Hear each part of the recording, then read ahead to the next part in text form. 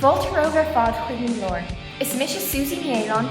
Is mise Elamar Gana. Agus is mise Afric ní gohantí. Sé téimán chlór nniu nó an Ghaeilge Chomhaimseartha. Baile de ceistú, có cheasan an Ghaeilge. Conas gur féidir lina íochar chun cín. Agus an cheist is prána nóí, an bhfuil tauci ag. Cé híad a ragro na ceiste seo. Lear mid le daltaí scoil chlásí scan agus óin, mar si daoine óga an léoniu a bhúnlaíonn tauci na Ghaeilge. A new session, is méidir dún insiondíb go mai arráníthe do chud chláiste lurgan inniu. Ina más, líisiún núlán agus an banna cheol an mór méil an phobal seo linn. Fan linn agus bannaí soltas.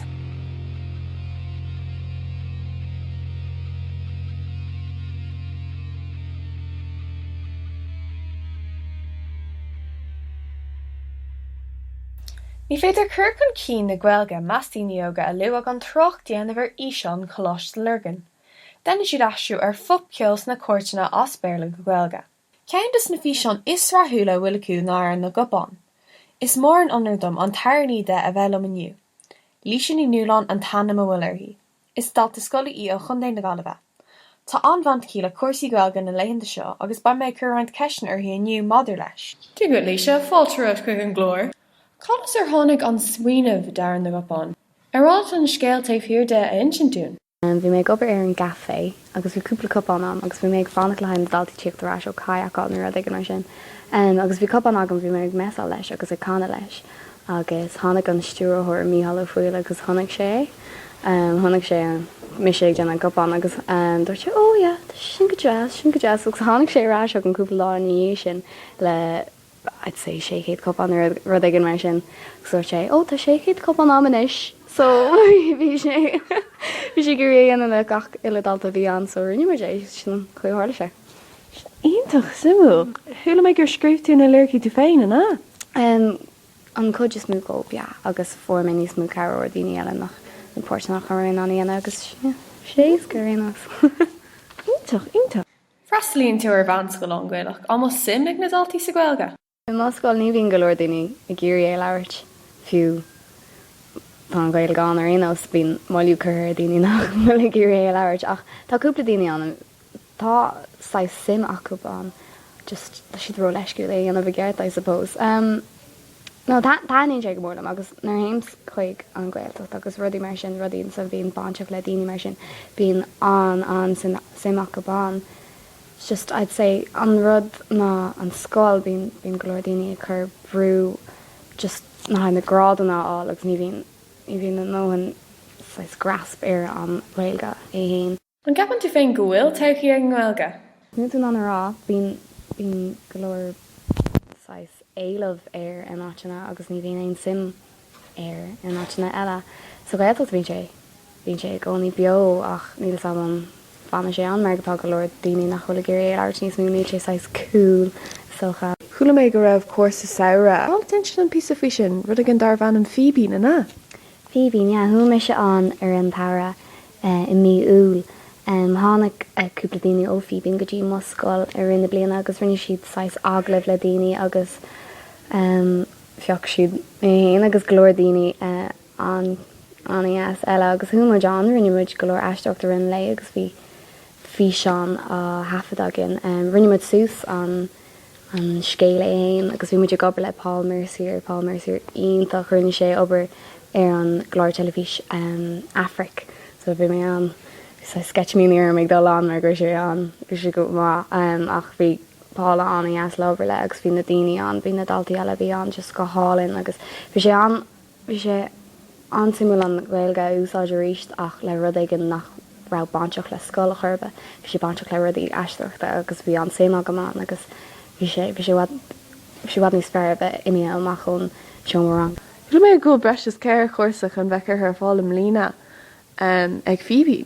Agus an ceapan tú go sé sin go má do roioine óga? Chuní a chur chun cín. Cín sé sé an sppraúlan mar roiitmin ar bhí mé an bhí go leir daoine just a géirí ar chríáil fiú bhí daoine an nach ra meánscoil Ghaeilge churbe ach bhí Ghaeilge má acu agus bhí cleachta acu agus bhí siad measc daoine nua daoine níos sppraúil agus just bhí sé an sppraúil agus an bhí anchar an cíán. Tá tú Harbheith cáúil na Jolín fi láthir na hora. Tá tú denmh aglah an seo an siúd an tám fád TV3 agus chuilerad. An aine an sráidú go fóil. Níos am ranna sé mé ach bhí mé dolisteach go McDonald's óháin ag náile agus bhí mé dolisteach ag an dúirs tháinig den éag an sús thugam le is áránaí iontachugus bhí mé breir le tas go leir slums. Dúir sé tusa is áránaí iontachu ag breir ach dúir sé gur tháinig sé mé nílas am céanna tháinig sé mé ach bhí sé sin at. Agus sula mé gur raibh tú i món scoile an as bhína dátaí óga ar fad go chomláán. Thu mé ar haí ebre cúpla seachtainna hin agus thu mé seachaigh na seomar angana in san món scoil agus bhína daltaí cúpla daltaí ar anna mé. Bhí si dá na glóteach just ag breir me si chalí nóir an na cupánach bhí sé an cute agus bhína mé go leir áir an lob agus bhí siad rilí gur agus bhí siad an Aslam. An bhhíonn tú beidir freigrach as an Ghaeilge chucan cín don chéad clún eile. Tus go bhfuil anam faoi le déanta go tú féin. Nílas amhfuil anam faoi le déanta an. Dearan go bhfuil anam déanta go? No, ní maithíam an brú ach... Ní an brúach, an dúilgis, an... Well, na thu mé seachaigh na seomar angana. Bhí siad sásta bheith eáil agus bhí me sé sásta iad eáil i géirí go leir fiú nuair rinne méid cúpla ára an lob is stocha nach chuir siad ag smuoinmh gur siad fiú ag chana an Ghaeilge. Just rinne siad agus bhí pí a crack ach níl méid ag smuoinmh sais go bhfuil freigracht ar an réad mar sin ach tá sé jazz go bhfuil daoine an mé ahant maráil é seo mar taíonn an Ghaeilge go mórlam. So I suppose an híh sin si go jazz. Sin cínta níor an Ghaeilge á chana chu déon gó, bhí sé gnádótha, bhí sé chun an crack bheith acu agus sin an rud a hasíon rinneachar chun cí nach cha. Sin é ó cínte, bíon tú gcóin smaoinú nar bhíon tú ag cóisiir bíon daoine ag leirte agus ag máscail na chéile cos leis an Ghaeltacht agus fiú rudí eile. Bíon daoine just ag másca agus leirt ag an Ghaelach níl siad ag smuoine faoin ag smúnar a haon siad isteach beidir an dara seachtain sa chósan rud ag an mar sin just tharlann sé go nádartha bíon crack baintseach leis níl tú sáí an seomar anga sin bhá ceapan mé haon nach bhfuil an Ghaeilge rilí dul chun cín mar go bhfuil sé just cho bíon daoine just cráte leis an mrú leis an scóil agus rudí mar sin. Agus súla mé gur chuirigh tú albumm an bblin scáte ar alla pí beag instant faoi sin. Sais album CD beag stocha an bblin scáte san idir blion mar gro an agam leúpla track ar rinne mé ar san al se bhrolaí é mar go rá just gur sé gar am chuirí agus bháin mé an tana bhas á dhéana cúpla track ar cúpla ar an scríomh mé cúpla cover agus bhí sé cool. Gur míle maithagad líise gur maithagad a sa chléirtlum cara agam le fada ná agus Tás agam go bhfuil a lán an an dit sa tauchií gur míle maithagad a sa chléirtlum gur mágad Afric. Slán mat Slán. Agus sam cínta gur bháil bhlíise chluiste le canna, ná bí bortha seaar na gopán.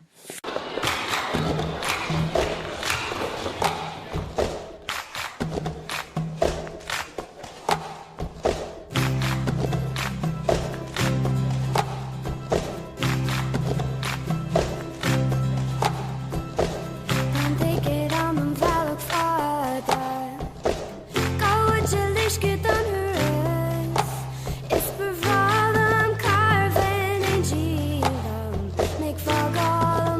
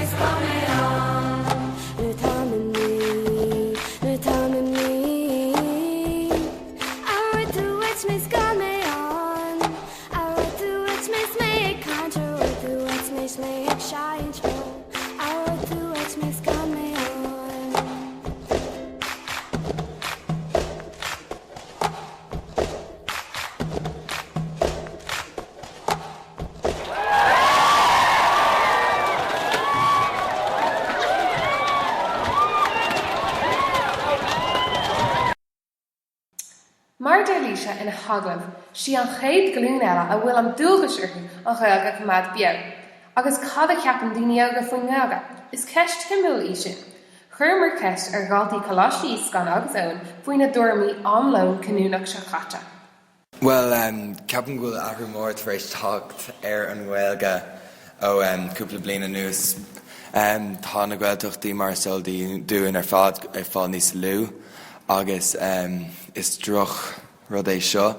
Ceapan go bhfuil todhchaí ag an Ghaeilge mar soldaín tá díospóireacht agra Gaelin, tá flaceol na hÉireann, agus tá neartrudaí mar sinna tá i déanamh iirecht anmhór chun an Ghaeilge ar nóí tá arthaí Feictar daoine aga go minic leir Ghaeilge lufa lífa go thóras na Gael scoileanna.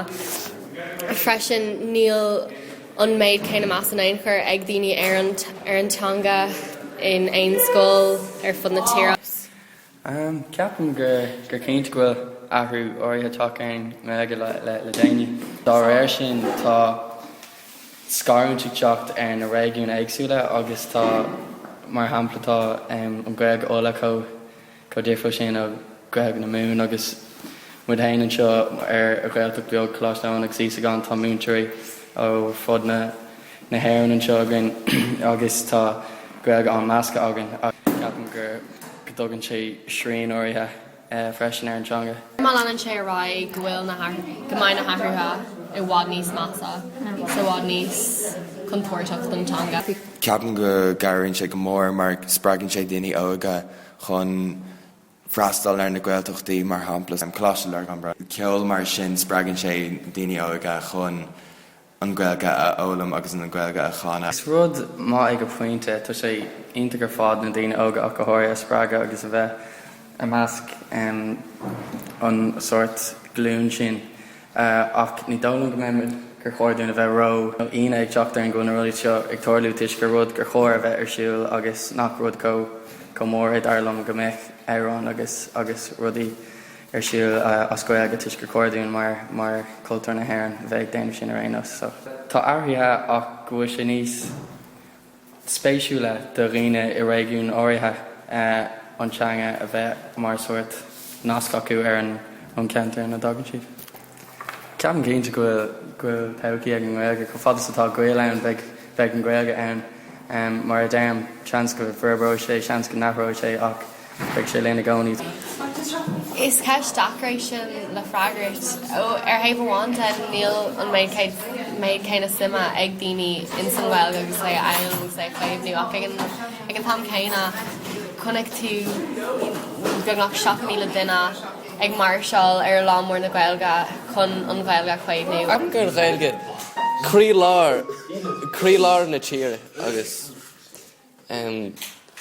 líonn si inar gríthe ar fad le háthas agus le bród. I ceam go an Severus ag dul an éig ach tá Ghaeilge ceapan ag fás go mór ach tá Severus táidir canúint an Severus ar fad atá. Géin bhealach in sna Gaeltachtaí? No, na nachanna cainte agus inis tá cinánna canúintí ar fad tá daní slú tána canúintí ar fad ag teach le chéile agus crí seód is si an dia is si an éireann is si gachlad ar gultúr an Ghaeilge gachlad. Is teanga beobarí agus is teanga í gur chóir chun bhéile ó bharú.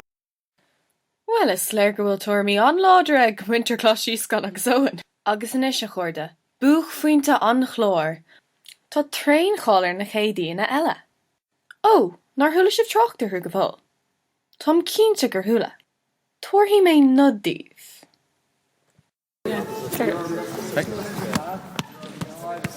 Scoil chéile, faoi as na gréine, scoil chéile, faoi bhreat na spéide, scoil chéile, scoil chéile, scoil chéile, scoil chéile.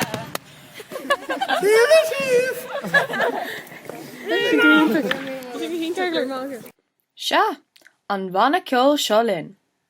Chomh maith le píosa a chanadún, dreagar siad roinn ceist na dún chomh maith.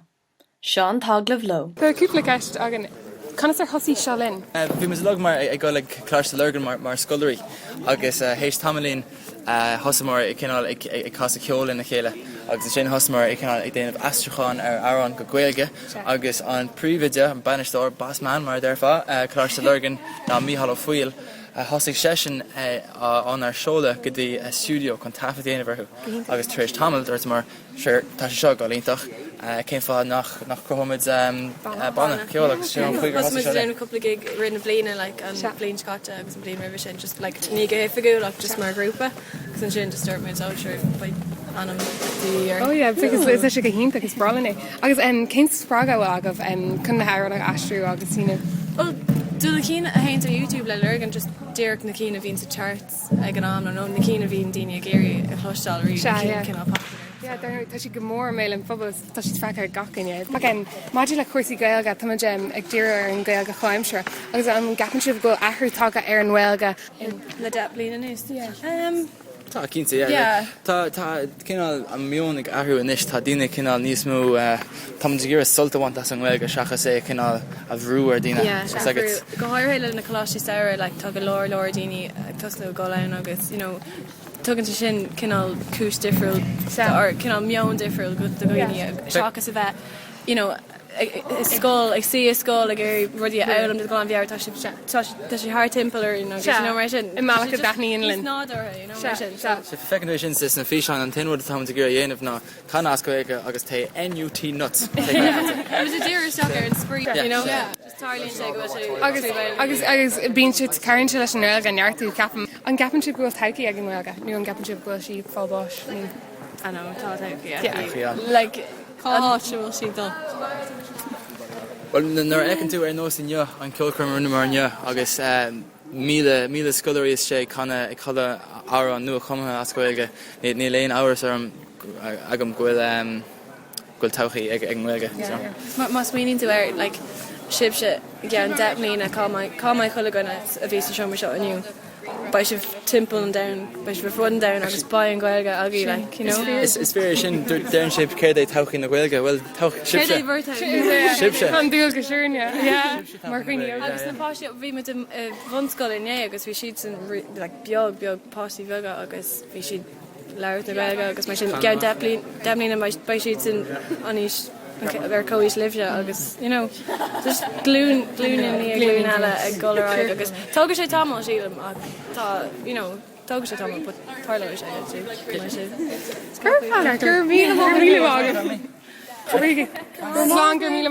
Well, tá tuairmí cloisí scanach san cloistegah, tá tuairmí lísin in nulán cloistegah, agus inis tá tuairmí seolainn cloisteagah.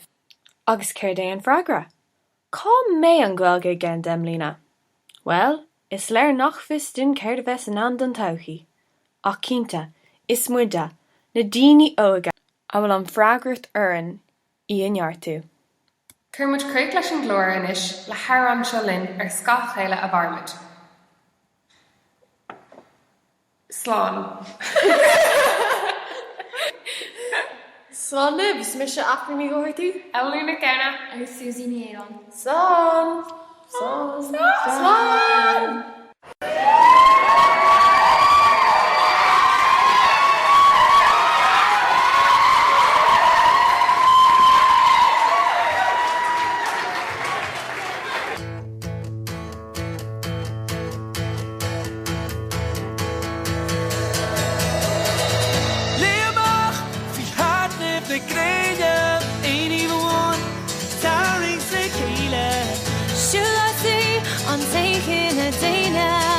Love is faith, there ain't your way in.